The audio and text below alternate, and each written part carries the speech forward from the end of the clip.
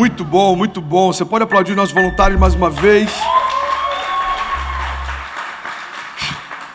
Bom, gente, é engraçado. Eu sou um cara, eu tenho um defeito muito grande, né? Às vezes é qualidade, mas normalmente é um defeito. Eu sou transparente demais. A Kezinha tá enjoada por causa da gravidez, deve estar me ouvindo pelo YouTube, ela já deve estar falando, o que o André vai falar agora? Mas hoje é um dia que está sendo difícil para mim dirigir o culto e botar você lá para cima, porque eu estou com meu coração muito contrito. Isso é bom. Você está comigo? Diga amém. Amém. Mas aconteceu algo essa semana e eu acho que tem tudo a ver com o que Jesus tem falado com a nossa igreja nos últimos dias. E não tinha como começar essa mensagem sem citar isso. Eu preguei aqui na terça-feira uma live, eu falei sobre felicidade. Quantos querem ser felizes?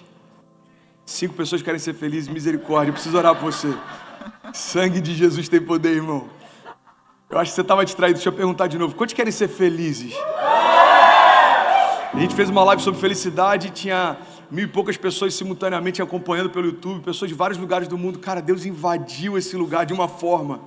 Eu sei que no final um ambiente de temor invadiu aqui, pessoas sendo batizadas pelo YouTube em lugares diferentes do mundo, pessoas sendo curadas. Daqui a pouco começa a chegar os testemunhos, pessoas que tinham dificuldade de se locomover, joelhos voltando ao lugar, tumores sendo expelidos. Alguém pode celebrar Jesus por isso? A gente fez 1h e pouca de live, foi surreal o que aconteceu aqui. E aí eu falei, bom, o que eu tenho para falar quinta-feira? E aí Deus tem queimado no meu coração para falar sobre ansiedade. E até aí tudo certo. Mas ontem eu recebi uma notícia que me destruiu por dentro. Me quebrou completamente por dentro. Ontem um grande irmão meu lá no Brasil, o pastor Pedro Paulo Rosa, de Ribeirão Preto, ele entrou em contato, ele falou, mano, você tá sabendo o que aconteceu aqui em Ribeirão? Eu falei, não, cara, o que tá rolando? Ele falou, cara, a gente vai se mobilizar amanhã, porque 10 jovens se reuniram e eles fizeram um pacto de morte. E hoje à tarde, 2 desses jovens foram para cima do shopping mais conhecido da cidade e se jogaram de lá. Os outros jovens, os pais descobriram que eles estavam dentro do grupo e começaram a correr atrás dos seus filhos e conseguiram impedir que eles fizessem, mas eles iam fazer um suicídio coletivo. E a gente está tão impactado com tudo que aconteceu. E, irmão, eu vou ser muito sincero, aquilo deixou meu coração completamente quebrado ontem. Porque a gente tem militado contra suicídio, ansiedade, depressão, contra cadeias emocionais, contra tudo que tem se levantado. E ouvir algo como esse me deixou ainda mais revoltado contra isso. É como uma ira santa que tem queimado dentro de mim. Ontem, inclusive, eu compartilhei sobre isso.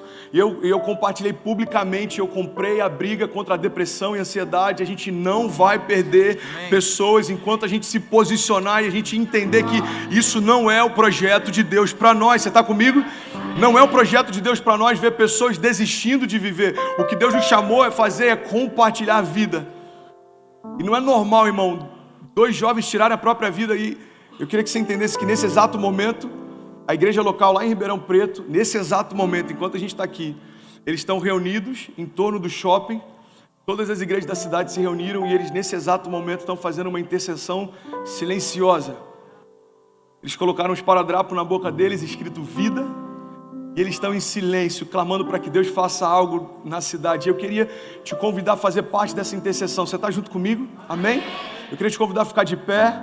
A gente vai ficar em silêncio alguns minutos. Eu queria que você fechasse os seus olhos e intercedesse junto comigo. Não só pelas famílias desses jovens em Ribeirão, mas pela cidade de Miami também.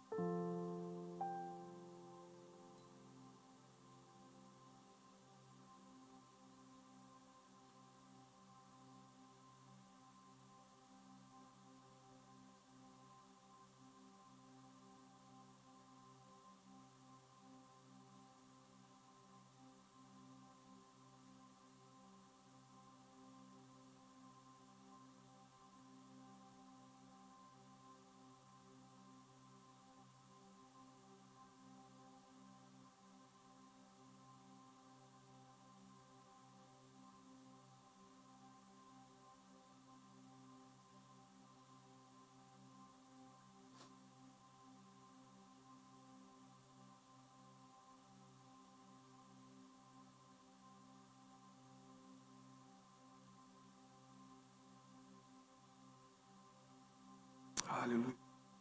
Pode sentar. Ao teu lugar. Irmão, quando a gente é pai é diferente. Meu pai sempre falava isso. Quando você for pai, você vai entender o que eu sinto por você.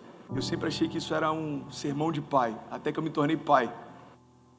Quando eu tenho uma notícia como essa, eu só me coloco no lugar da família. Eu só fico imaginando a dor da perda de alguém que desistiu de caminhar. Sabe, eu quero te propor um pacto hoje. Na verdade, eu quero te lembrar de um pacto que já foi feito há mais de 2000 anos atrás. Um pacto pela vida. Sabe, há 2000 anos atrás, Jesus entregou o seu Espírito e Ele mudou a história para sempre. Há 2000 anos atrás, a criação experimentou esse mesmo silêncio que a gente acabou de experimentar. A Bíblia diz que quando Jesus entrega o seu Espírito, houve trevas, o dia em que o sol se recusou a brilhar. Irmão, você sabia que no dia em que Jesus se entregou à morte, o sol por algumas horas se recusou a brilhar? A Bíblia diz que o verbo da vida morreu. A Bíblia diz que o Filho de Deus se tornou pecado, invadiu o Hades. E eu queria que você entendesse para que Ele fez isso. A resposta é muito clara. Por você. Por que Jesus foi até o final? E a resposta é muito clara. Por você. A Bíblia diz que pela alegria que lhe fora proposta. Qual era a alegria que foi proposta a Jesus a despeito de toda humilhação e de toda dor? Ver você restaurado de pé. Qual foi a alegria que foi proposta a Jesus em meio a toda humilhação? Jesus, ele foi humilhado, Jesus foi vendido, ele foi crucificado, mas ainda assim pela alegria que lhe foi proposta, permaneceu fiel até o fim. Jesus, ele não morreu, ele se entregou à morte. É muito mais poderoso. Jesus não foi assassinado, ele entregou o seu Espírito. Não teriam como tirar a vida daquele que gerou a própria vida. Então a própria vida se entregou por você. Irmão, deixa eu te falar uma coisa. Há 2000 anos atrás um pacto de vida foi gerado e esse pacto ecoa até hoje. A beleza do céu foi coberta de dor. E é sobre isso que eu quero falar nessa noite. Você está comigo? Diga amém. Agora a boa notícia é que assim como o verbo da vida invadiu o inferno, ao terceiro dia ele ressuscitou. Você pode celebrar comigo? Você pode aplaudir no seu lugar? Você pode...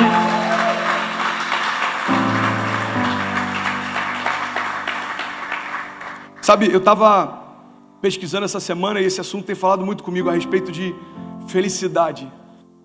E é engraçado porque foi feito há 75 anos atrás, deram início à maior pesquisa de comportamento humano da história. Eu não sei se você já sabe ou se você ouviu falar, mas a Universidade de Harvard fez a maior pesquisa de comportamento humano da história. Durante 75 anos eles estudaram, avaliaram e observaram centenas de homens. Durante 75 anos eles fizeram exames médicos, eles visitaram semanalmente, eles conversavam com as esposas dos homens estudados, eles conversavam com os filhos dos homens estudados. Presta atenção nisso, irmão.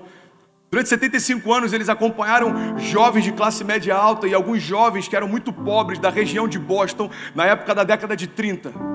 E é interessante porque dentre esses inúmeros homens, alguns viveram coisas incríveis, outros chegaram aos 90 anos, algumas dezenas deles estão vivos até hoje. Um deles se tornou presidente dos Estados Unidos da América e todos foram observados dia após dia, passo após passo, estação após estação. E há algum tempo atrás, Harvard então compartilhou o resultado dessa pesquisa.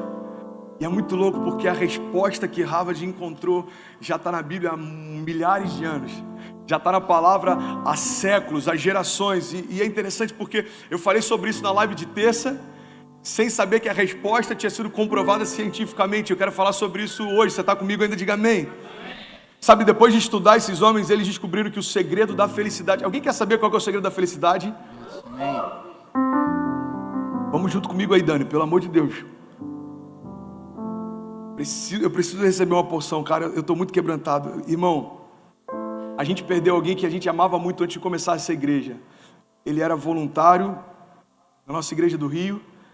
Acho que um pouco mais de 2 meses antes da gente começar a igreja aqui, ele desistiu. E o único sentimento que vinha na minha mente era: se a gente tivesse começado antes, isso não teria acontecido. A gente começou essa igreja há 6 meses e meu único pensamento é, se a gente tivesse começado 2 meses antes, talvez algumas mortes teriam sido evitadas. Irmão, a gente precisa entender que a gente não está brincando de ser igreja. Isso aqui é um novo começo, uma nova oportunidade para pessoas que estão pensando em desistir. Tem alguém talvez sentado do teu lado que falou consigo mesmo, se eu não sentir algo claro e real de Deus hoje, eu não quero mais viver. Talvez tenha alguém do teu lado que vai ser completamente tocado pelo Espírito de Deus, e não pelo sermão de hoje, mas pela unção que vai fluir através dessa palavra, e ela vai sair daqui completamente transformada. Você crê nisso? Diga amém. Sabe o que eles descobriram? É que o segredo da felicidade se chama relacionamento. O segredo da felicidade se chama relacionamento. Sabe o que eles perceberam? Pessoas que tinham um bom relacionamento com seus filhos, vivem mais. Pessoas que tinham um bom relacionamento dentro de casa, viviam mais. Pessoas que tinham um bom relacionamento no seu casamento, vivem mais e são mais felizes. Eles começaram a ser mais específicos e destrinchar isso ainda mais. E o que ficou muito claro para eles é que a única coisa que preenche o vazio dos homens estudados era o fato deles terem um relacionamento saudável. Irmão, entenda isso. Gente precisa de gente. Agora, o que eu quero compartilhar com você é que não é só o relacionamento com o outro que te mantém de pé. Existe uma chave que vira dentro de nós e preenche o nosso vazio. Entenda isso em nome de Jesus, irmão. O homem só se sente feliz quando está em relacionamento, porque o homem foi criado por Deus para viver relacionamento. O vazio que existe em nós só pode ser preenchido pelo relacionamento com o próprio Deus. Sabe, eu compartilhei algo aqui na live, eu quero compartilhar isso com você. Presta atenção nisso em nome de Jesus. Você está comigo ainda? Amém? Quando Deus estabelece a criação, Deus estabelece um vínculo. E esse vínculo faz com que a partir do momento que ele seja quebrado, a vida deixe de existir. Então Deus dá uma ordem para as águas, para que das águas sejam criados os animais aquáticos. E das águas são criados todas as espécies de animais aquáticos. Deus viu que era bom. Deus dá uma ordem para que da terra sejam gerados todos os tipos de árvores e frutos, e que eles cresçam e floresçam segundo as suas sementes e espécies. E isso acontece, Deus viu que era bom. E sabe o que Deus está estabelecendo? Um vínculo. Um peixe que é retirado da água não consegue sobreviver, porque ele foi retirado do lugar da sua gênese.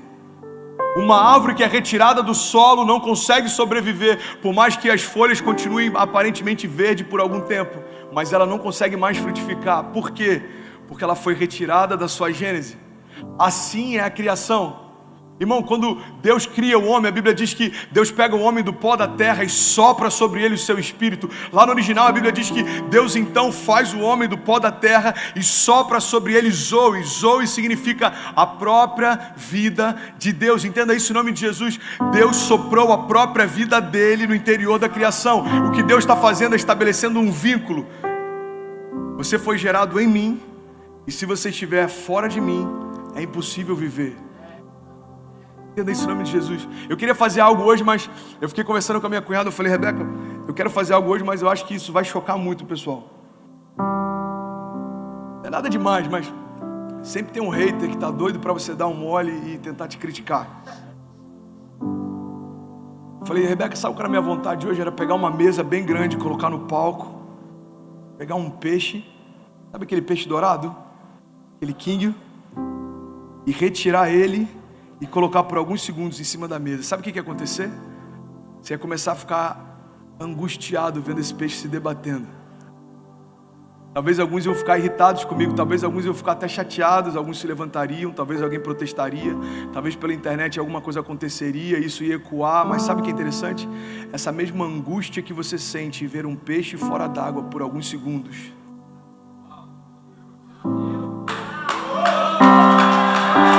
vem comigo em nome de Jesus.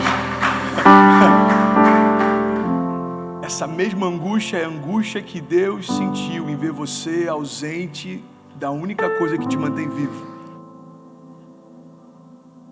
Se por alguns segundos um peixe que para você não tem valor nenhum estivesse suplicando para voltar a respirar, isso geraria angústia em você. Agora entenda isso, é exatamente essa imagem que Deus viu quando dos céus ele vê a criação distante dele. Irmão, Deus não separou o homem do jardim por punição. Deus separou o homem do jardim por zelo, porque a partir do momento que o homem assumiu uma posição de pecado, não poderia mais conviver com a santidade de Deus. Deus está dizendo o seguinte, filho, eu amo tanto você, Eu preciso poupar você da minha presença. Entenda isso, parece louco, mas vai fazer sentido. A minha santidade te mata, porque o teu pecado não suporta o peso da minha glória. A Bíblia diz que depois que o homem peca, Deus coloca então um anjo com uma espada em chamas na entrada do jardim, para que o homem não tenha acesso mais. Por que isso, pastor? Eu vou te explicar. Porque no jardim do Éden, desde a Gênesis, havia a árvore do conhecimento do bem e do mal, mas também havia a árvore da vida. Se o homem numa condição de pecado acessa a árvore da vida, eternamente seria pecador. Então o que Deus está fazendo é o seguinte: olha, eu vou afastar você da possibilidade de ter acesso à vida eterna enquanto é pecador, para que isso só aconteça quando você for redimido. Entenda isso em nome de Jesus. Quando Jesus diz, olha, eu sou o caminho, a verdade e a vida, Ele está dizendo, o caminho que impedia você de chegar ao Pai vai ser reconstruído. E agora, quando você tomar da água da vida, quando você comer do fruto da vida, você não vai ser eternamente pecador, mas eternamente santo. É por isso que a palavra de Deus diz, olha, fomos reconciliados com Deus através do sacrifício físico de Jesus. Fomos reconciliados com Deus através do que Jesus fez na cruz. É por isso que nós podemos nos apresentar diante dele santos, inculpáveis e livres de qualquer acusação. Irmão, o que Jesus fez foi restaurar a tua condição de santidade para dar acesso novamente àquele que é a essência de toda a santidade. É por isso que a palavra diz, depois da redenção, agora sede santos como eu sou santo. Você está comigo ainda? Diga amém. Aleluia. Agora é interessante, um peixe que para você não tem valor nenhum, talvez causaria repulsa em relação ao que eu estou fazendo, mas foi exatamente isso que Deus sentiu quando viu a sua família distante dele. Irmão, é exatamente essa angústia que Deus sente quando vê a gente correndo para caminhos que não levam a lugar nenhum. Sabe, eu creio que uma das coisas que mais liberam destinos é ministrar sobre identidade e propósito, porque enquanto não sabemos quem somos, enquanto não entendemos para que fomos gerados, a gente está correndo só para chegar mais rápido em lugar nenhum. É como uma vida correndo numa esteira. A gente tem a falsa sensação de movimento, mas depois de um tempo a gente percebe que por mais que haja movimento e cansaço, não há destino. Entenda isso em nome de Jesus, irmão. Você foi gerado para Deus, você foi gerado em Deus, e não há nada distante dele que preencha o teu vazio. Não existe vida distante de Deus, não existe propósito distante de Deus, não existe plenitude distante de Deus, não existe santidade ausente de Deus, não existe paz ausente de Deus. Por quê? Porque nele habita a plenitude. A palavra de Deus diz que Deus ele desejou colocar em Cristo a plenitude e estabeleceu como cabeça do corpo. Então entenda isso, meu irmão, em nome de Jesus. Toda a plenitude que você precisa foi liberada sobre o corpo. Jesus é a cabeça, e a única forma de experimentarmos vida plena é nos tornarmos um com o Pai. Você está comigo ainda? Diga amém. É engraçado porque isso está claro desde o princípio. O homem espera por milagres, mas Deus só deseja relacionamento. Você quer a sua cura? Deus quer você. Você está aqui me ouvindo nessa noite, presta atenção nisso. Eu sei que pode parecer um pouco boring, mas vai fazer sentido. Você quer a sua família? Deus quer você. Você quer um milagre na área financeira? Deus quer você. Você quer viver uma história sobrenatural? Deus quer você. Você quer construir um legado? Deus quer você. Você quer que o seu nome ecoe pela eternidade? Você quer construir uma história que outros olhem para você e falem, uau, quão incrível aquele cara foi. Irmão, Deus só quer você. Eu lembro que uma vez eu tive a oportunidade de orar por um cara que ele é muito poderoso e muito relevante. E eu falei para ele, deixa eu fazer uma oração que talvez há muito tempo ninguém faça por você. Todo mundo te conhece como fulano, mas Deus quando te olha te conhece como um menino. Deixa eu orar pelo menino fulano. Irmão, às vezes a gente cria algumas cascas, e talvez você me olhe como o pastor André, mas na verdade Deus me olha como o menino André, o mesmo menino que quase morreu no ventre da mãe, o mesmo menino que quase morreu há 4 anos no hospital, o mesmo menino que quase parou em momentos em que tudo se levantou contra. Deus olha para mim e vê só um menino desejando viver a vontade. Irmão, olha para mim em nome de Jesus. A palavra de Deus diz que Deus não olha como o homem olha, Deus não vê como o homem vê, e é por isso que eu quero te convidar a se despir de toda a armadura que você construiu ao longo do tempo e entender que Deus só quer você. Deus não se preocupa com o que você construiu, Deus não se preocupa com o que você consegue manter, Deus não se preocupa com a quantidade de funcionários que você tem ou com a casa que você mora. Deus só se preocupa com você. Sabe outra coisa interessante nesse estudo? Eles perceberam que o aumento de renda só afeta o nível de felicidade quando chega ao ponto de suprir necessidades básicas. Ou seja, quando alguém está na linha da miséria e recebe recursos a ponto de suprir o básico, isso afeta o nível de felicidade. Mas eles perceberam que depois que passa do nível de suprir necessidades básicas, o aumento da sua renda não afeta em nada o teu nível de felicidade. É por isso que é possível encontrarmos pessoas extremamente ricas e extremamente infelizes, assim como é possível a gente se constranger em conhecer pessoas extremamente pobres e extremamente plenas. Por quê? Porque não tem a ver com o que você conquistou, tem a ver com o que você recebeu. Você está comigo ainda? Evangelho não está ligado a conquistas, evangelho está ligado ao que você recebe, porque nós não, entenda isso, irmão, Jesus ele não conquistou pecado, Jesus ele não pecou para se tornar pecador. A Bíblia diz que aquele que não cometeu pecado se fez pecado, ou seja, Jesus não cometeu pecado, Jesus recebeu pecado. Jesus não tinha doenças, Jesus recebeu as nossas doenças. Jesus não tinha cadeias, Ele recebeu o nosso cativeiro. Jesus ele não tinha por que viver o que viveu, mas Ele recebeu aquilo que para nós era uma sentença. Então entenda isso, porque aquele que não merecia recebeu, agora aqueles que não mereciam receberam também. O milagre da cruz fala a respeito de substituição. Aquele que não era doente se fez doente para que aqueles que eram doentes fossem feitos sarados. Aquele que não era cativo se fez cativo para que aqueles que eram escravos se tornassem filhos.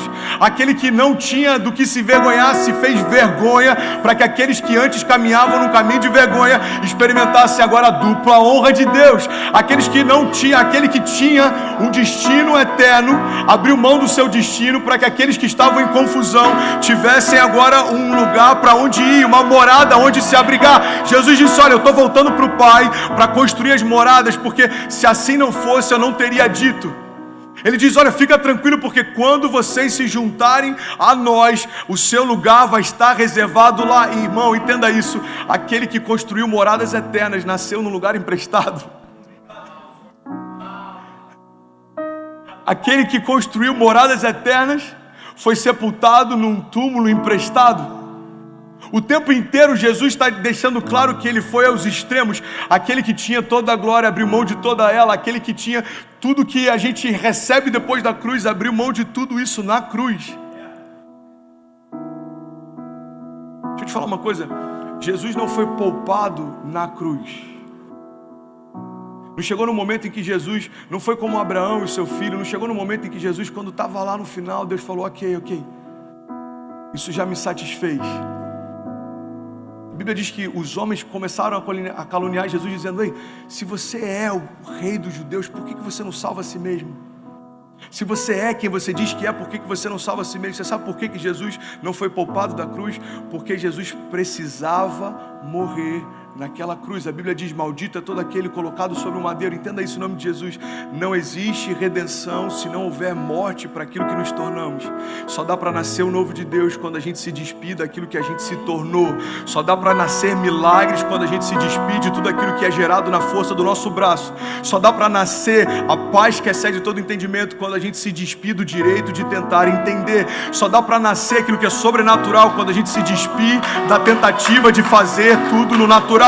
Só dá para viver o novo quando eu abro mão do velho. Só dá para viver milagre quando eu abro mão da lógica. Só dá para viver provisão de Deus quando eu paro de tentar ser o provedor. Só dá para viver a justiça de Deus quando eu paro de me justificar. Você está comigo ainda? Sabe o que é interessante? O diretor dessa pesquisa, ele é o 4º diretor. Os outros 3 provavelmente já morreram. E ele fez um TED Talk algum tempo atrás, já tem mais de 35 milhões de views. É um dos TED Talks mais procurados, porque todo mundo quer saber o segredo da felicidade. E nesse TED Talk ele comenta sobre uma outra pesquisa que foi feita sobre mileniais. E se tem algum milenial me ouvindo, preste atenção nisso, a geração Y. A geração idealista, cheia de ideias, mas nem todas saem do papel. Cheia de revolta, mas nem sempre tem uma causa por trás. Olha o que ele descobriu a nosso respeito. Quando questionaram os mileniais a respeito do seu maior objetivo de vida, 80% disse que o maior objetivo de vida é se tornar rico. Aí eles foram perguntar qual é o segundo maior objetivo de vida e descobriram que 50% tem como segundo maior objetivo se tornar famoso. E sabe o que é interessante? O vazio da nossa busca reflete o vazio da nossa geração. Meninos querem ser homens, homens querem ser reis, reis querem ser deuses, mas somente Deus quis ser um menino. Pastor, qual é o segredo da felicidade? É simples, irmão. Menos é mais. Menos de mim e mais de ti. Menos da minha força, mais do teu favor. Menos da minha lógica, mais dos teus pensamentos. Faz sentido para alguém? Menos de mim e mais de ti. Não tem a ver com você sumir. Tem a ver com você continuar sendo quem você é, mas tendo alguém agora assumindo o controle da tua história. Eu falei sobre isso lá em Gênesis, quando o homem peca. Eu queria que você estivesse aqui nessa terça-feira, irmão. Quando o homem peca, a Bíblia diz que Deus se aproxima então, e ao ouvir os passos de Deus no jardim, ele sente medo. Presta atenção nisso, em nome de Jesus. Ele sente medo dos passos de Deus no jardim. O homem se esconde de Deus. O homem não se alegra mais quando ouve os passos, mas agora se esconde dele quando ouve os passos. Entenda isso em nome de Jesus, irmão. O que Deus quer é assumir o controle da nossa história, a ponto de nós não nos encontrarmos mais em nós mesmos, mas as pessoas só verem Jesus em nós. Pastor, isso é uma utopia? Não, irmão, isso é o que Deus preparou para nós. É por isso que a palavra de Deus diz que Cristo em nós é a esperança da glória. Entenda isso em nome de Jesus. Você sabe por que Deus ficou tão frustrado quando a criação cai, quando ela se perde? Porque desde o princípio, o propósito de Deus era se revelar para a criação através do homem. Irmão, Deus ele foi tão sutil que ele faz todas as coisas, cria todas elas, mas na hora de nomear, ele sai de cena e fala: agora é você quem vai dar nome, porque a partir de agora é você quem se relaciona e governa sobre tudo isso. Você sabe por que Deus se frustra quando o homem ele abre mão daquilo que foi chamado para ser? Porque o propósito de Deus desde o princípio sempre foi que o homem assumisse um papel de governo sobre as suas tempestades, o homem assumisse um papel de governo sobre a criação, o homem assumisse um papel de governo sobre as emoções. Irmão, olha para mim, deixa eu compartilhar algo sobre você, presta atenção nisso. Existe um princípio eterno e essa é a chave da felicidade segundo a Bíblia. Está lá em Salmo 128:1. Diz assim: como é feliz o homem que teme ao Senhor, que anda segundo os seus caminhos. Você comerá do fruto do seu trabalho e será feliz e próspero. A sua mulher será como videira frutífera em sua casa. Os seus filhos serão como brotos de oliveira ao redor da sua mesa. E assim será abençoado o homem que teme ao Senhor. Que o Senhor o abençoe desde Sião, para que você veja a prosperidade de Jerusalém todos os dias da sua vida, e que você veja os filhos dos seus filhos. Você sabe quais são os frutos do temor ao Senhor? Uma família sentada à mesa significa estabilidade. Você pode repetir isso comigo? Diga: estabilidade. Cara, é muito louco, eu quero fluir de um outro jeito, Deus não deixa. Eu estou me sentindo muito congregacional de vez em quando aqui, irmão. Diga: estabilidade. Sabe outra palavra que Deus ele libera para aqueles que temem ao Senhor? Os seus filhos e a sua mulher sentados ao redor da sua mesa. Diga comigo: sacerdócio. A palavra está dizendo: se você temer ao Senhor, você vai experimentar estabilidade e você vai viver plenamente o teu sacerdócio. O sacerdócio para o homem é a sua mulher, os seus filhos e a sua mesa. Irmão, deixa eu te falar uma coisa. Você sabe por que nunca houve tanto suicídio, tanta depressão, tanta ansiedade, tanto vazio existencial, tanta preocupação, tantas doenças psicossomáticas, tanta gente pensando em desistir, tanta gente cansada de caminhar, tanta gente cogitando coisas que nunca imaginou, cogitando tantas pessoas em quartos escuros, desejando morrer ao invés de desejando viver? Você sabe por que isso tem acontecido, irmão? Porque o que a gente tem vivido é um tempo em que mulheres não desejam mais ser mães e homens não desejam mais ser homens. Não sei se você tem percebido isso, mas uma das coisas que Kezinha mais tem recebido são mulheres falando com ela: pastora, é errado se eu não quiser ter filhos? Isso dá uma discussão incrível, mas deixa eu te falar uma coisa. Eu acho que tem algo que a gente precisa avaliar além do fato de não querer ter filhos. A gente precisa avaliar se a gente não se tornou o centro da nossa própria história. Tem casais que não desejam ter filhos porque isso vai ferir o conforto que você tem. Tem casais que não desejam ter filhos porque isso vai mudar demais a dinâmica de vida que você tem. Deixa eu te falar uma coisa, quando a gente está em Cristo, a nossa vida não é mais nossa, é dele. Agora não sou mais eu quem vivo, mas Cristo vive em mim. Deixa eu te falar uma coisa, a grande verdade, irmão, é que o mundo moderno criou mulheres com medo de serem mães e homens com medo de serem homens. A palavra de Deus está dizendo, o homem que teme ao Senhor vai experimentar serenidade, equilíbrio e sacerdócio. Seus filhos estarão sentados ao redor da tua mesa e a tua mulher também. Os teus filhos serão sentados ao redor da tua mesa e a tua mulher também. Deixa eu liberar algo sobre você, presta atenção nisso, em nome de Jesus. Kezinha me exortou um tempo atrás, isso ressignificou muita coisa na nossa casa. A gente não valorizava o tempo de mesa. Eu sempre comia em pé, ou correndo, ou na rua. E sabe o que ela falou, amor? Sabe o que está acontecendo? Sem perceber, a gente não está tendo mais o prazer de sentar à mesa. Você sabe por que é importante? Eu estou falando agora para homens, presta atenção nisso. Dentro do nosso sacerdócio, a gente valorizar o tempo de mesa. Porque no tempo de mesa, os teus filhos vão ter oportunidade de olhar para você de igual para igual. No tempo de mesa, a gente precisa deixar o celular de fora e a gente precisa entender que não tem sentido ter uma casa se a gente não tiver prazer nela. Não tem sentido ter uma família se a gente não for o pilar de sustento dela. Irmão, uma das coisas que eu mais tenho visto em casais que têm vivido crises e estão à beira de divórcio é algo chamado terceirização do sacerdócio. Homens ausentes dos filhos durante anos, tentando construir uma estrutura para eles. Quando a estrutura está pronta, os filhos estão na hora de ir embora de casa, eles falam, desculpa pai, mas quando eu mais quis você, você não estava aqui. Deixa eu te falar uma coisa, quando eu comecei a fumar, a marca de cigarro que eu comprava era a mesma marca de cigarro que eu comprava para o meu pai. Meu pai falava, você pode comprar cigarro, filho? Posso. Eu ia lá e comprava os maços de Calton. Quando eu começo a fumar, primeira marca que eu compro, Calton. Porque no meu subconsciente, aquilo era a referência que foi criada dentro de mim. Presta atenção nisso, em nome de Jesus. Não sei nem por que eu estou falando isso, irmão, mas uma coisa eu sei. Eu acho que a gente talvez não esteja depressivo. A gente só está vazio. Eu acho que talvez a gente não esteja infeliz. A gente só está confuso. Olha para mim, presta atenção nisso. Tem muita gente achando que está em depressão, na verdade o que você está vivendo é um vazio existencial. Tem muita gente achando que está infeliz, na verdade o que você está confuso. Você sabe por quê? Porque venderam uma mentira para você do que é felicidade e você está em busca dela, e porque você não encontra, você acha que tudo que você está vivendo não tem valor. Deixa eu te falar, a felicidade não é o destino, a felicidade é o caminho. Quando meus pais perderam tudo, eu lembro que a gente passou um período de dificuldade, humilhação. O agiota que tirou tudo do meu pai, quando ele foi tirar o último carro da família, meu pai tinha mais de um, mas quando ele foi tirar o último, ele chegou pro meu pai e falou, Maurício, quando você for levar os seus filhos para a escola, se precisar de carona, me liga, tá? Aquilo destruiu meu pai por dentro.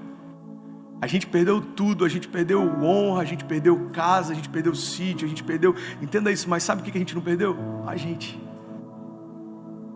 gente descobriu que no meio das ruínas você tem a matéria-prima com tudo que você precisa para recomeçar. Deixa eu te dar uma chave, reconstrua a partir das ruínas. Às vezes as paredes parecem que foram destruídas, talvez as paredes emocionais, talvez estruturas que você tinha, zonas de conforto, talvez a tua família está distante, talvez está tudo confuso para você. O que Deus está falando para você é, ei, a felicidade não é um lugar que você vai chegar, a felicidade é o caminho onde você está. Perceba a felicidade nas coisas simples. Sabe, eu pedi para trazer uma Polaroid, não sei se alguém pode pegar lá na sala rapidinho. E eu quero exemplificar, já estou terminando. Desculpa por essa mensagem se parecer confusa, mas vai fazer sentido para alguém. Eu lembro que, eu já dei esse testemunho aqui. Você se incomoda se eu ficar sentado? Eu lembro que minha mãe estava em depressão quando a gente começou a passar humilhação e dificuldade. Um dia ela estava recém-convertida, saindo da igreja, uma mulher abordou ela e falou, Alice, eu já contei minha história para você? Ela falou, não. Então deixa eu te contar uma história. Você sabia que a gente perdeu os nossos 2 filhos? Obrigado, mano. Tem um filmezinho lá em cima da mesa, pega para mim, por favor. Você sabia que a gente perdeu os nossos 2 filhos? Ela falou assim, como assim? Vocês são o casal mais feliz que eu conheço da igreja? Ela falou assim, pois é. A gente perdeu os nossos 2 filhos e os 2 foram de morte súbita. A gente até hoje não sabe o porquê, mas a gente era uma família completa e do nada a gente perdeu tudo que tinha. Ela falou: Alice, eu não sei por que eu estou falando isso para você. Hoje a gente entende por quê. Minha mãe estava se sentindo deprimida porque morava numa cobertura perto da praia e agora estava tendo que morar num apartamento numa cidade que não era tão legal. E ela está ouvindo o testemunho de alguém que perdeu tudo que tinha, dizendo para ela que ela teve a oportunidade de recomeçar. Sabe o que aquele casal fez? Adotou um menino e recomeçou. Ela falou: Alice, a gente olhou um para o outro, a gente percebeu, ou a gente reconstrói a partir das ruínas, ou a gente para a nossa história aqui. A gente ainda tem um ao outro, então a gente tem tudo que a gente precisa para recomeçar. Irmão, a minha mãe disse que naquele dia ela chegou em casa, a gente dormindo, e ela ficou olhando para mim, olhando para minha irmã, olhando para o meu pai. Ela falou: Deus, eu tenho tudo que eu preciso para começar de novo. Talvez você está me ouvindo em uma das pregações mais malucas que eu já fiz, mas eu queria só simplificar e dizer que, mano, tem um filmezinho em cima da mesa, branco. Obrigado, te amo. Talvez tudo que você precise ouvir nessa noite não é um sermão super elaborado, mas é mudar a tua perspectiva. Deixa eu falar isso mais uma vez. Talvez o que você esteja sentindo não é infelicidade. Você pode só estar confuso. Te venderam uma ideia de como a felicidade era e você está em busca de algo que é utópico, irmão. As redes sociais, você sabia que o Brasil é o líder mundial no ranking de ansiedade? E você sabia que o Brasil também é o país líder em interação nas redes sociais e tempo de conexão na internet? Você sabe como essas coisas se correlacionam? A gente vê a falsa ideia de felicidade na vida do outro e a gente olha para a nossa própria vida e fala: eu não tenho o que ele tem. Deixa eu te falar uma coisa, não confunda euforia com felicidade. Muitas vezes o que a gente compartilha nas redes sociais é uma euforia. Eu lembro que há algum tempo atrás uma modelo, ela ressignificou todas as legendas que ela tinha. Sabe o que ela fez? Ela começou a pegar as legendas e ela apagou o que ela tinha escrito e ela colocou o que ela realmente estava sentindo naquele dia. Ela pegava fotos na praia e ela estava dizendo: eu estou dizendo que está tudo bem, mas nesse dia eu estava destruída por dentro, minha vontade era só ir para casa e chorar. Ela pegou outra foto no evento e falou: eu estou super bonita, vestindo uma roupa cara, mas na verdade eu estava me sentindo suja nesse dia, usada, e tudo que eu queria era poder não estar naquele lugar. Deixa eu te falar uma coisa, não acredite em tudo que os outros postam nas redes sociais. Pode deixar aqui, mano, pode deixar. Não, pode deixar aqui. Sabe, eu pedi para trazer essa Polaroid porque eu queria compartilhar algo com você. Essa aqui é a loucura do nosso tempo, olha só. Isso aqui é o presente, presta atenção. Está acontecendo exatamente agora. Esse culto nunca mais vai acontecer. Essa palavra nunca mais vai ser ministrada ao vivo de novo. O que Deus está fazendo agora nunca mais vai se repetir. É único. Eu estou tentando tirar uma foto e se acontecer vai ser incrível. Se a Ana puder me ajudar aqui, Ana, eu te agradeço. Não, já tinha filme já. Bom, é o seguinte, quando a gente vive um momento, esse momento é como se virasse uma foto. Entenda isso, irmão, eu estou finalizando. As fotos falam a respeito de um tempo que parece real, mas não existe mais.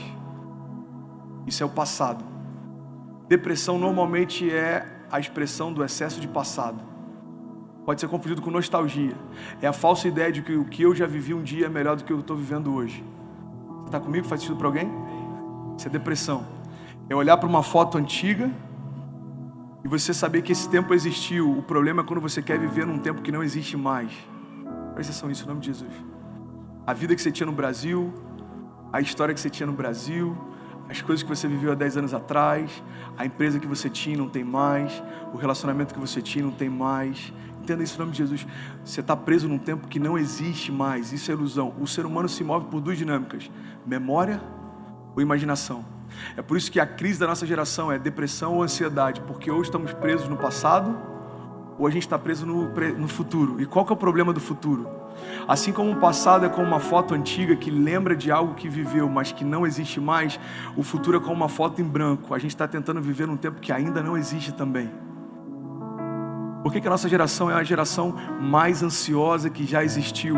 Porque alguém vendeu pra gente a ideia de que a felicidade está no final da linha.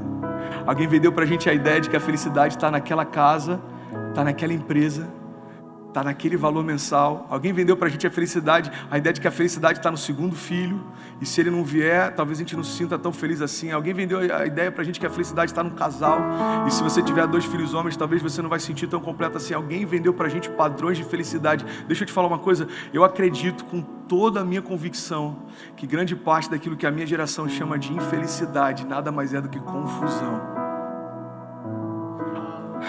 A Bíblia diz que Davi pega a Arca da Aliança e ele quer trazer de volta para a cidade santa. No meio do caminho algo acontece, a carroça tropeça e aí o filho daquele sacerdote tenta pegar com a própria mão. Ele é fulminado e ele morre. Alguém já ouviu essa história alguma vez?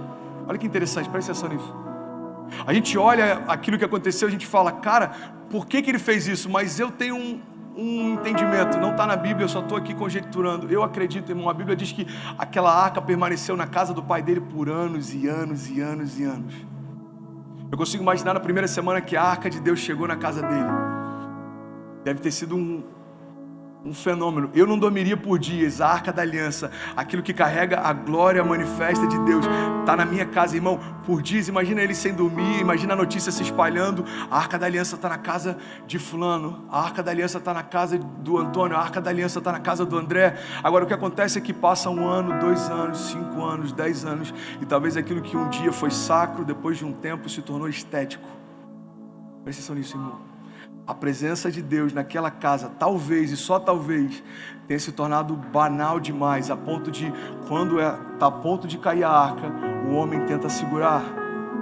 A Bíblia diz que depois que aquilo acontece, Davi se assusta, ele muda os planos, ele fica em dúvida, porque na cabeça de Davi ele está pensando, Deus, tudo que eu queria é trazer a tua presença de volta para a cidade, e agora um homem morreu diante dos nossos olhos, eu não sei o que fazer. Então Davi fala, quer saber? Vamos parar tudo, manda essa arca para a casa de alguém, até que a gente saiba o que fazer. E esse alguém se chama Obed-Edom, alguém que não estava na história, mas por um acidente entrou nela. Presta atenção nisso.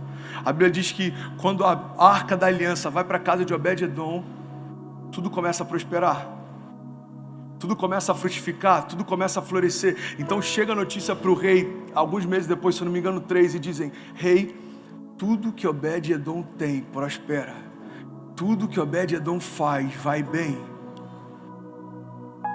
Davi fala, então está na hora da gente trazer a arca de volta. Pastor, onde é que você quer chegar? Num princípio simples. Obed-Edom sabia que não merecia aquilo que carregava e por isso usufruiu do poder daquilo que tinha. Isso é favor. Favor nada mais é do que, graça nada mais é do que um favor imerecido. É a glória de Deus sendo colocada em vasos de barro. É um Deus que criou os céus habitando dentro de um homem como eu e você. Irmão, graça nada mais é do que um favor imerecido. Um Deus que tinha todas as coisas se despide de todas elas por você. Por que às vezes a gente não consegue perceber o que está acontecendo? Porque talvez sem perceber a gente transformou o sobrenatural em algo banal. A gente está acostumado com milagre. Quando Deus cura alguém com dor de cabeça, nem deixa a gente tão impactado assim, porque a gente já viu coxos andando. Quando a gente vê 5 novos começos, nem impacta tanto assim, porque tem cultos que tem 30. Quando Deus socorre a gente num detalhe simples, a gente às vezes nem percebe Deus naquele detalhe. Por quê? Porque a gente já está tão acostumado em ver Deus nos mimar, que a gente não consegue perceber o quanto Ele cuida de nós. Deixa eu falar uma coisa, eu estou finalizando aqui, presta atenção nisso, em nome de Jesus, irmão. Você quer o segredo da felicidade? Relacionamento. Escute Harvard. O que eles falaram, a Bíblia falava há muito tempo também. O segredo da felicidade é perceber Deus todos os dias da tua vida e entender que tudo que você precisa para ser feliz, você já recebeu. Se chama Jesus, o caminho, a verdade e a vida. Você está comigo? Presta atenção nisso, irmão. Eu estou finalizando aqui. Sabe o que a minha casa percebeu? Que você não consegue buscar a felicidade. Momento de tela azul. Olha para mim, eu estou finalizando. Vem comigo, por favor. Você nunca vai encontrar a felicidade. É a felicidade que encontrou você. Presta atenção nisso. A palavra fala a respeito de uma parábola chamada parábola do bom samaritano. E nessa parábola a Bíblia diz que existia um homem que ele estava vindo pelo caminho e ele foi saqueado. e ele ficou quase morto. Presta atenção nisso, eu vou terminar aqui agora, eu juro. A banda pode subir o instrumental. Esse homem, ele foi ferido e ele estava quase morto à beira do caminho. Irmão, entenda isso. Quando a parábola está falando de um homem ferido, ele está falando a respeito do propósito do inferno. O propósito do inferno é matar, roubar e destruir. Mas a palavra de Deus diz: mas eu vim para que tenham vida e para que tenham em abundância. Então, dentro da parábola do bom samaritano, a Bíblia está dizendo o seguinte: existia um homem que vinha por um caminho, foi saqueado, ele foi surrado, ele foi espancado, tiraram tudo que ele tinha e ele está quase morto à beira do caminho. Alguém já leu essa passagem? Alguém já ouviu alguma história sobre ela? Agora a Bíblia vai dizendo: olha, então veio um sacerdote pelo mesmo caminho. Cara, isso é muito poderoso, não me deixa sozinho. Veio um sacerdote pelo mesmo caminho e nada fez. Logo depois a Bíblia diz que veio então um levita pelo mesmo caminho e quando viu aquele homem, nada fez. E em seguida veio um bom samaritano e quando viu aquele homem ferido, coloca óleo sobre as suas feridas, coloca vinho sobre as suas feridas e leva ele praticamente no colo até uma hospedaria. Deixa eu te falar uma coisa, durante muito tempo a gente entendeu que a parábola do bom samaritano fala a respeito de esvaziar a hipocrisia da religião, mas não é sobre isso que a Bíblia está falando. A parábola do bom samaritano não está falando sobre a hipocrisia da religião, está falando sobre a impossibilidade da religião fazer aquilo que só Deus poderia fazer. Deixa eu te explicar melhor, olha para mim. O que a palavra está dizendo é o seguinte: a religião veio pelo mesmo caminho de pecado que você. O homem veio pelo mesmo caminho de pecado que você. Existe um detalhe nessa parábola que diz: vindo então um bom samaritano por um outro caminho, encontrou o homem ferido. Deixa eu te falar, você sabe quem é um homem ferido à beira do caminho? É você. Você sabe por que é impossível você encontrar felicidade? Porque sem Jesus a gente está cansado demais para fazer isso, mas a boa notícia é que a felicidade encontrou você. A Bíblia diz que Jesus então coloca óleo e vinho sobre as feridas daquele homem. Sabe o que significa óleo? Significa unção. Sabe o que significa vinho? Significa o novo de Deus. Jesus então leva ele para uma hospedaria e paga o preço que for necessário. Diz: olha, eu vou deixar aqui o pagamento e quando esse pagamento cessar, eu volto. E se alguma coisa a mais precisar ser paga, eu darei. O que ele pagou foi um valor de 2 denários. Entenda isso em nome de Jesus, irmão. Existem alguns teólogos que acreditam que quando ele deixa esses 2 denários, é uma tipificação do tempo em que Jesus vai voltar para buscar a igreja, porque para Deus um dia são como 1000 anos, 1000 anos são como um dia, ou seja, ele paga o valor do salário de 2 dias, como ele estivesse falando: daqui a 2000 anos eu vou voltar para buscar eles. Você sabe quem é o homem caído? É você. Quem é o bom samaritano? Jesus. E o que é a hospedaria? Se chama igreja. Jesus está falando: até que eu volte, eu vou deixar vocês no corpo, para que quando eu voltar, vocês se tornem um comigo. Irmão, deixa eu te falar uma coisa, presta atenção nisso em nome de Jesus. Não importa quem você é, o quanto você tem, de onde você veio, para onde você vai, o que você tem enfrentado, os medos que você carrega, o quão ansioso você era, o quão triste você já se sentiu, o quão feliz você está. Entenda isso em nome de Jesus. Só existe um caminho. Jesus diz: olha, ninguém vai ao Pai se não for através de mim. Jesus diz: eu sou o caminho, a verdade e a vida. Sabe, quando Jesus diz: o inimigo veio para roubar, matar e destruir, mas eu vim para que tenham vida e a tenham em abundância. No original, essa vida que Jesus está falando se chama Zoe, ou seja, a própria vida de Deus. Irmão, Jesus está dizendo: a vida que Deus colocou na criação no princípio, agora eu restaurei sobre a criação depois da cruz. O que Jesus está dizendo é: eu não vim, Jana, para você ter uma vida boa, eu vim para você ter a mesma vida de Deus. Qual é o seu nome? Me lembra, mano? Guilherme, eu não vim para você ter uma vida confortável, eu vim para você ter a mesma vida de Deus. Deixa eu liberar sobre você. Feche teus olhos em nome de Jesus. Jesus está falando para a gente nessa noite: ei, talvez você não seja infeliz, filho. Talvez você só está confuso. Deixa eu te fazer você enxergar a felicidade. Olha para aquilo que eu te dei. Se você está de pé, eu te mantenho assim. Se você tem uma família, fui eu quem te dei. Se ama seus filhos, até o amor que você tem por eles fui eu quem dei. A palavra de Deus diz: nós amamos porque Ele nos amou primeiro. Você tem sonhos em relação ao futuro? A palavra de Deus diz: não diga ao homem, amanhã faremos isso ou amanhã faremos aquilo, porque ao homem não pertence o amanhã. Você tem projetos para daqui a 10 anos. Deus pode mudar os teus planos em dias. Agora a boa notícia é que o mesmo Deus que confunde aqueles que pensam que são, sustenta aqueles que sabem que não são. Jesus, quando ele está curando cegos, alguns religiosos perguntam para ele: como você fez isso? Por que fez dessa forma? Quem é esse homem? Jesus diz: olha, eu não vim para aqueles que acreditam, que enxergam. Eu vim para aqueles que sabem que precisam de mim. Os que enxergam não precisam de médicos. Irmão, deixa eu te falar uma coisa. Não existe uma pessoa na face da terra que não precise daquilo que Jesus tem para dar. O que Jesus está dizendo é: eu só posso curar você na medida que você reconhece que precisa da cura. Jesus está dizendo: eu só posso tocar você na medida que você reconhece que precisa ser tocado.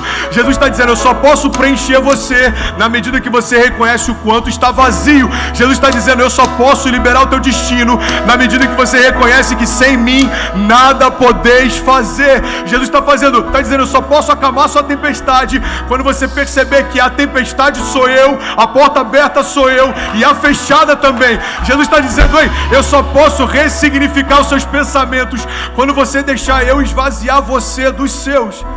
Jesus está dizendo: ei, eu não vim para remendar, eu vim para renovar. Evangelho não é remendo, evangelho é renovo. Jesus não quer anestesiar sua dor. O Evangelho não veio para anestesiar aquilo que doía, não. O Evangelho veio para que as feridas que existiam não existam mais, as crises que existiam não existam mais, todo vazio que existia não exista mais. E como isso acontece? Quando eu entendo que é impossível encontrar felicidade, mas eu reconheço que a felicidade já me encontrou. Eu estava caído e Jesus me encontrou. Eu não tinha valores, Jesus me encontrou. Eu não sabia para onde ir, Jesus me encontrou. Eu não sabia o que fazer e Jesus me encontrou. Ele é a minha esperança, Ele é a minha salvação, Ele é a minha justiça, o meu refúgio. Ele é o princípio e o fim, aquele que era, aquele que é e aquele que há de vir.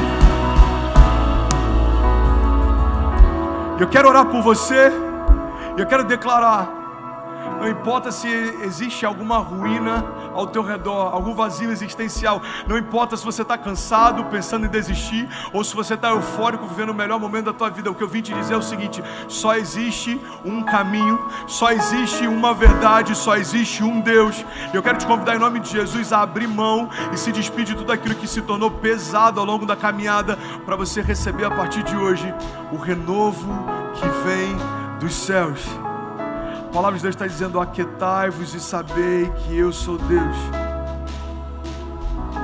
Aquietai-vos e sabei que eu sou Deus. Vinde a mim todos vós que estáis cansados e sobrecarregados, e eu vos aliviarei. Lança sobre mim toda a vossa ansiedade, porque eu tenho cuidado de vós. Sabe, eu quero fazer um convite. Você que quer viver um novo tempo com Jesus, independente se você é cristão ou não, independente se você faz parte dessa igreja ou não, você que quer dar um passo de fé, eu quero fazer uma oração diferente hoje. Você que quer dizer: Jesus, eu quero começar de novo, eu quero começar do zero, eu quero viver algo diferente, eu quero receber uma nova unção, eu quero receber uma nova porção. Jesus, me esvazia dos meus pensamentos e me enche dos seus. Jesus, me esvazia dos meus planos e coloca os seus planos em mim. Jesus, retira toda a confusão e me deixa enxergar a felicidade que já está ao longo dos meus dias. Jesus, toda a terra já está cheia da sua glória. Eu só preciso enxergar o que o Senhor enxerga para poder viver aquilo que o Senhor já prometeu para mim. Quero te fazer um convite. Você que quer viver um novo tempo com Jesus, você que quer abrir o seu coração para Ele entrar e mudar tudo, irmão. Pensamentos, planos, projetos, mudar tua casa, mudar tua família, mudar o rumo, mudar aquilo que Ele precisa mudar, remover aquilo que não foi Ele quem colocou. Eu quero te fazer um convite: sai do teu lugar e vem aqui na frente. Eu quero orar com você. Sai daqui, sai do teu lugar, vem aqui na frente. Esse não é um apelo para salvação apenas. Eu quero convidar você que quer renovar a sua aliança. Você que quer viver um novo tempo, sai do teu lugar. Isso, vem aqui na frente. Como um bálsamo sendo derramado, como um óleo fresco sendo derramado. Isso, sai do seu lugar, irmão. Vem aqui na frente, vem aqui na frente.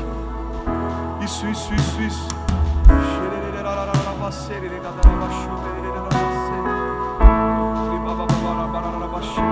Aumenta a intensidade da tua presença, Jesus. Aumenta a intensidade da tua presença, Jesus. Aumenta a intensidade da tua presença, Jesus. Aumenta, Jesus. Luz para sombras, escala as montanhas pra me encontrar. Derruba muralhas, destrói as mentiras pra me encontrar. Traz luz para sombras, escala as montanhas pra me encontrar. Derruba muralhas, destrói as mentiras pra me encontrar. Para sombras. Aleluia. Aleluia. Feche teus olhos em nome de Jesus. Eu sinto que tem mais pessoas para vir. Se você quiser, sai do teu lugar, traz a tua família aqui. Se eu pudesse eu acho que é impossível me despir mais do que eu estou me despindo aqui hoje, irmão. Eu estou completamente vulnerável diante de você para dizer: não existe outro caminho. Não existe outro lugar. Deixa Jesus tirar todo o peso. Deixa Jesus tirar todo o cansaço. Eu oro para que pais tenham sua visão renovada em relação aos seus filhos. Você vai olhar para o seu filho essa noite e um sentimento de gratidão tão forte vai invadir o teu coração. Você vai olhar para sua esposa e tudo que Deus tem feito, um sentimento de gratidão tão forte vai invadir o teu coração. Feche teus olhos, irmão. Deixa Deus invadir o teu lugar. Deixa Deus invadir você.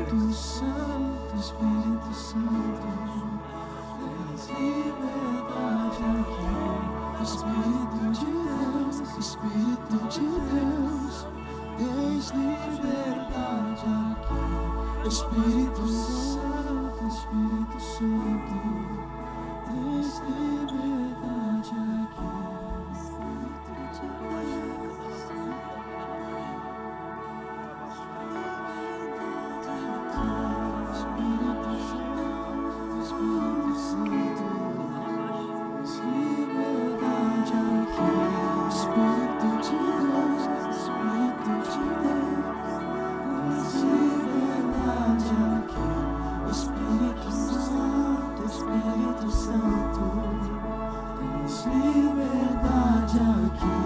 Espírito de Deus, Espírito de Deus, tens liberdade aqui.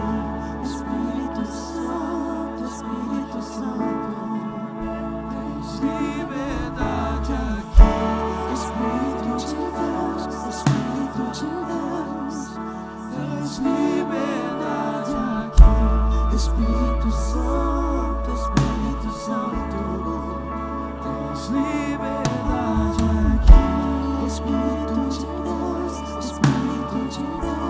Vai, Jesus, vai. Passeia no nosso meio, Jesus. Passeia no nosso meio, Pai. Renova-nos. Renova-nos, renova-nos. Aviva-nos. Liberta-nos.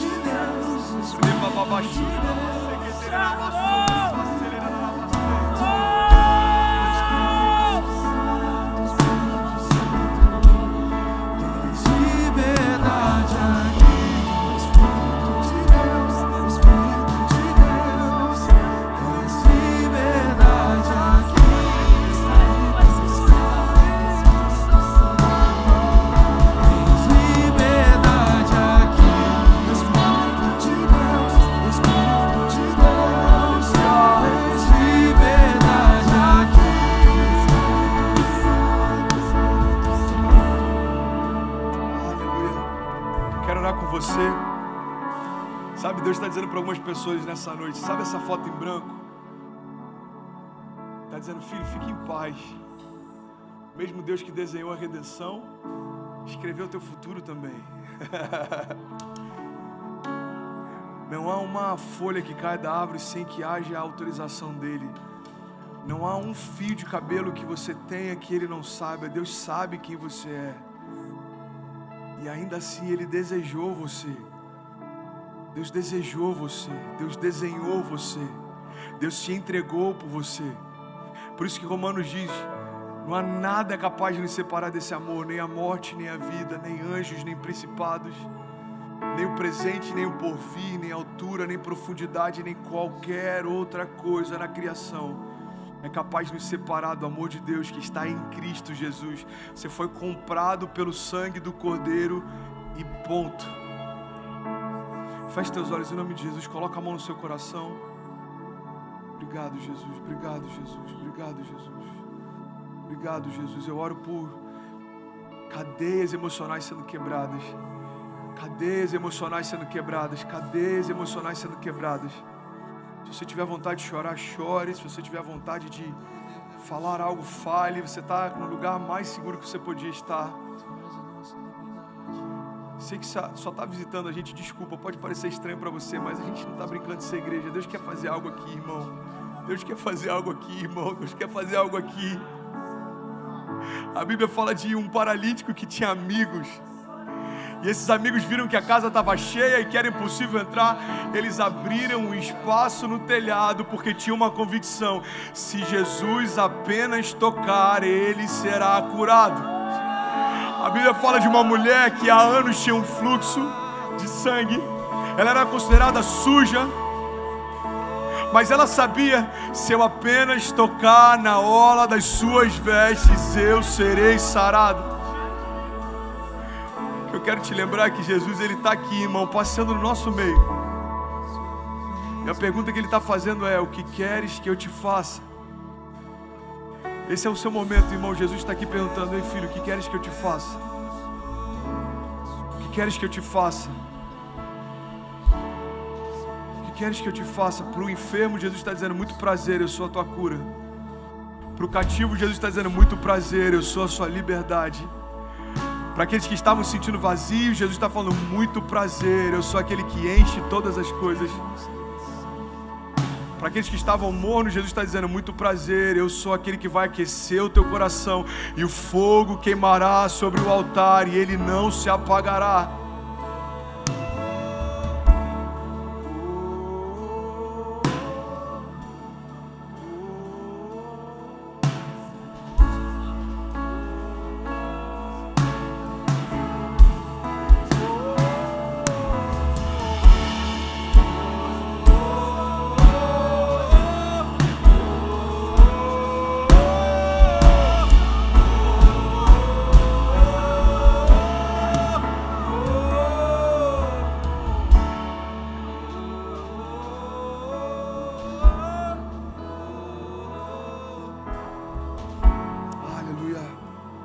Aleluia. Feche teus olhos, a gente está finalizando agora.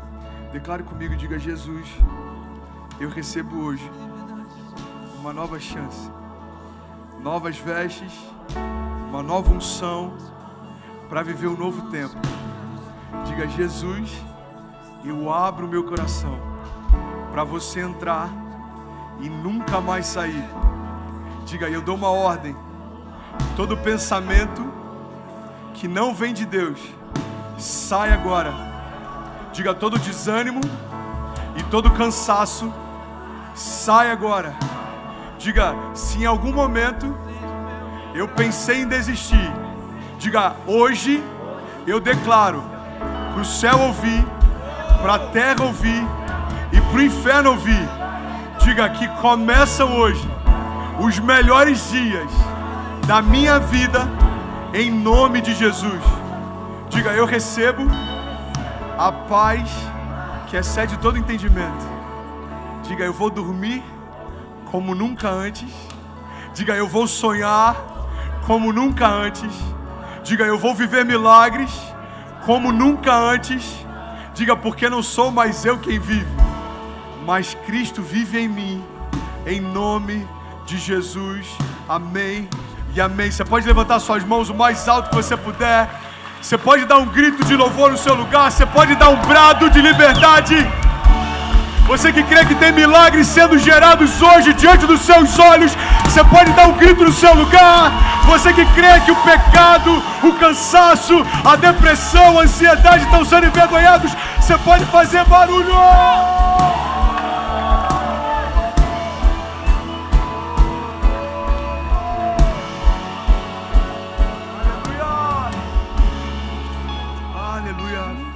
Jesus. Obrigado, Jesus, por essa noite. Obrigado, Jesus. Obrigado, Jesus. Uma das noites mais... Obrigado, Jesus. Você pode levantar suas mãos como alguém rendido, completamente entregue. A gente vai terminar esse culto cantando mais uma vez. Eu te amo e eu vou cantar para o mundo inteiro ouvir. Levante suas mãos. Você é livre, irmão. Você pode declarar isso. Diga: eu sou livre.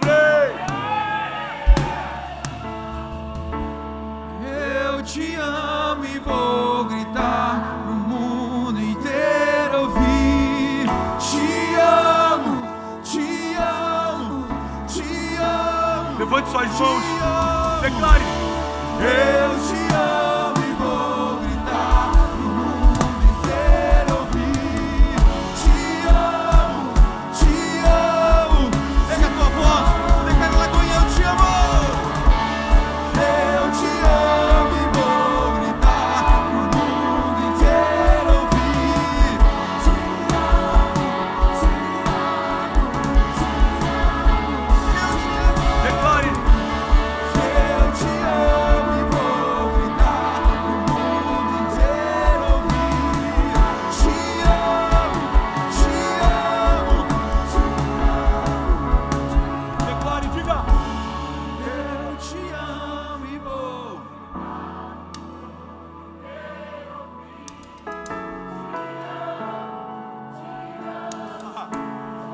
vamos, Lagoinha, você pode fazer melhor. Aumenta o tom da sua voz. Diga: Eu te amo e vou gritar pro mundo inteiro ouvir. Te amo, te amo. Eu te amo, eu te amo, eu te amo.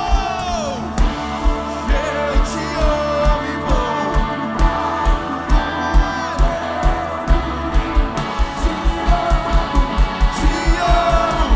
Te amo, eu te amo. Eu te amo.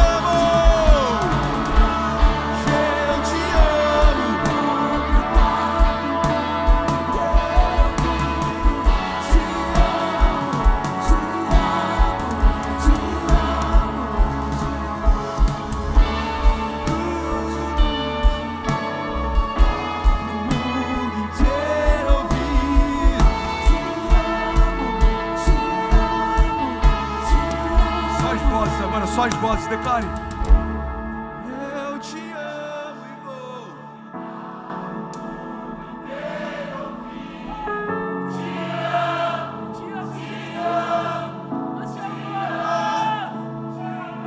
diga: Eu te amo e vou gritar.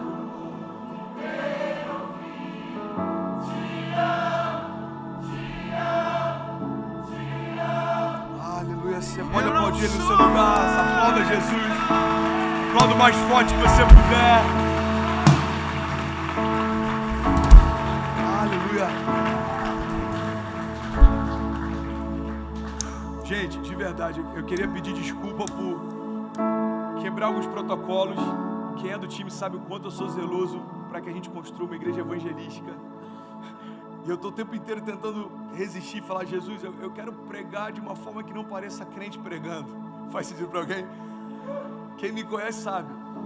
Quero que alguém que entrou aqui, talvez nem goste de pastor, vai sair e falar assim: cara, é legal essa igreja, eu vou voltar. Mas eu sinto que Deus quer levar a gente para um lugar. A gente precisa ter mais encontros para extravasar essa unção profética que Deus quer liberar. Para que os nossos cultos de quinta sejam cultos evangelísticos, mas que a gente tenha um momento de receber uma nova porção. Irmão, se tem uma coisa que eu aprendi com Deus, é que quem não tem tempo para ouvir o que Deus fala, não consegue falar o que Deus fala. Jesus tinha autoridade dos céus, porque Jesus tinha relacionamento com os céus. E a gente precisa entender isso, sabe? Deus, Ele está liberando uma porção fresca. O que a gente tem vivido aqui não é normal. Eu quero te convidar em nome de Jesus a aumentar suas expectativas. Esse ano já é o melhor ano da sua vida. Recebe isso em nome de Jesus. Deixa eu liberar a palavra de vida sobre você. Eu declaro ativação de dons, o dom que há em você. Palavras de sabedoria. Deus vai dar para alguns aqui palavras de conhecimento. Pessoas aqui que têm ministérios de ajuda, ministérios apostólicos, pastores, mestres, está chamando a existência. Eu oro em nome de Jesus. Você que tem vivido um tempo novo na sua casa, eu declaro, irmão, a sua casa não vai só viver um milagre, a sua casa vai se tornar um referencial do que Deus pode fazer, alguém completamente rendido a Ele. Sua casa vai ser conhecida como um lugar de oração. Seus filhos vão ser como brotos de oliveira ao redor da tua mesa. Você vai ser próspero em tudo que fizer. Feliz é o homem que teme ao Senhor. Você vai ser como uma árvore plantada junto ao ribeiro de muitas águas. Mesmo no tempo de seca, continua frutificando, as suas folhas não secam. Eu declaro em nome de Jesus o renovo de Deus invadindo a tua casa, os teus dias, e milagres se tornando naturais em nome de Jesus. Se você crê nisso, diga amém. Amo vocês. Obrigado de verdade. Pode aplaudir Jesus no seu lugar. 14 novos começos online. Deus abençoe você que está pela internet. Deus abençoe. Ó, domingo a gente está de volta. Eu juro que eu vou pregar uma mensagem evangelística domingo. Amém? Ok? Me dá uma chance. Domingo vai ser melhor, vai ser melhor. Deus te abençoe, não se distrai, irmão. Deus liberou algo sobre você. Domingo a gente está junto, 11 da manhã e 7 da noite. Vai viver a melhor semana da sua vida. E até domingo, se Deus quiser. Valeu!